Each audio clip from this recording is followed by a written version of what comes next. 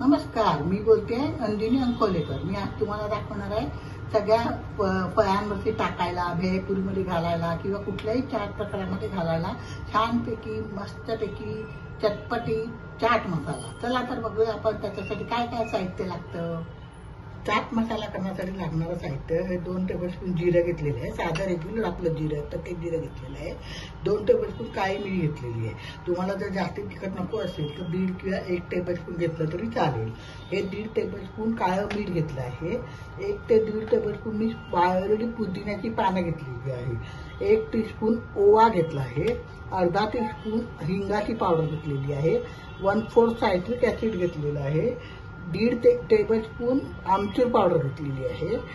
हे चवीप्रमाणे मीठ घ्यायचं, पण मीठ तसं बघायला गेलं तर 1 टेबलस्पून घेतलेलं आहे। तुम्हाला जर कमी खारट लागत असेल तर त्याच्या कमी खार करू शकता तुम्ही। नंतर अर्धा टेबलस्पून सुंठ पावडर घेतलेली आहे। 1 टेबलस्पून मिरचीची पावडर, चवीला मी अर्धा टीस्पून काश्मीरी मिरचीची पावडर। आता आपण सुरुवातीला जिरं, काळी मिरी हे जरासं परतवून घ्यायचं आणि हे मीठ पण थोडंसं परतवायचं, म्हणजे त्याच्यातला जो ओलसरपणा असतो तो निघून जातो आणि आपला चाट मसाला चांगला राहतो। आता पहिल्यांदा आपण जिरं आणि काळी मिरी परतवून घेऊया। थोडंसं परतवायचं, फार काही भाजायचं नाहीये, त्याच्यातला फक्त ओलसरपणा निघून जाणार इतपत आपण त्याला भाजायचं। चला तर आता आपण भाजायला घेऊया। गॅस एकदम बारीक करायचा। पहिल्यांदा आपण जिरं भाजून घेऊया।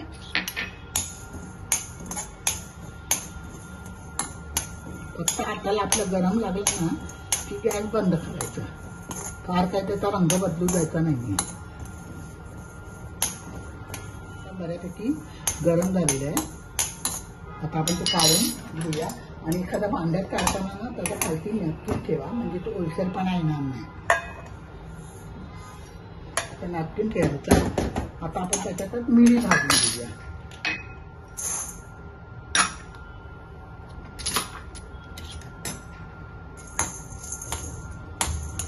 आता त्याच्यातच लास्टला मी ओवा टाकते, म्हणजे ओवा पण थोडासा भाजला जाईल। नवीन प्रकारचा चाट मसाला मी तुम्हाला दाखवते आहे, तुम्ही करून बघा। फळांवरती आपला चाट, शेवपुरी, भेळपुरी याच्यासाठी खूप छान लागतो। माझ्या चॅनलवर नवीन असाल तर सबस्क्राईब करा, लाईक करा, शेअर करायला विसरू नका। आता आपण जिऱ्या जिकडे भाजलं त्याच्यातच काढून ठेवायचं आणि संपूर्ण थंड झाल्यानंतर आपण ते सगळं मिक्सरला बारीक करायचं। आता ते मिक्सरला बारीक करताना पण मी तुम्हाला दाखवते। आता मी गॅस बंद करते आणि मीठ टाकते त्याच्यामध्ये, म्हणजे मिठातला पण ओलसरपणा निघून जातो।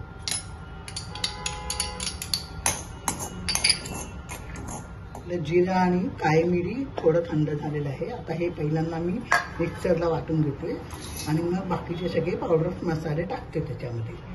मिरी आणि जिरं वाटून घेतलेले, आता त्याच्यात सगळे एक एक करून टाकते। सुंठ पावडर टाकली, मिरचीची पावडर, आमचूर पावडर, काश्मीरी मिरचीची पावडर,